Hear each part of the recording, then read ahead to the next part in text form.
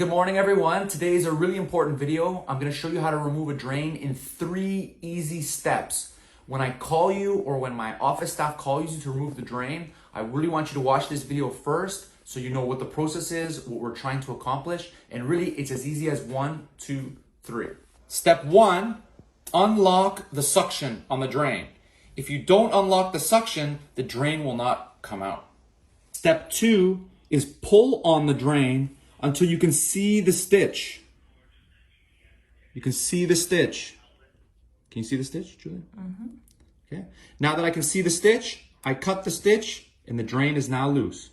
Step 3 is I want to pull firmly, yet constantly, no jerky motions. And you pull the drain until the entire drain comes out. And that is step 3.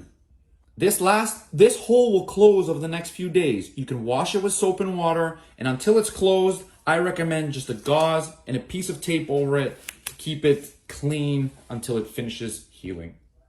Okay, so remember guys, removing a drain is easy as 1, 2, 3. First, you unlock the suction.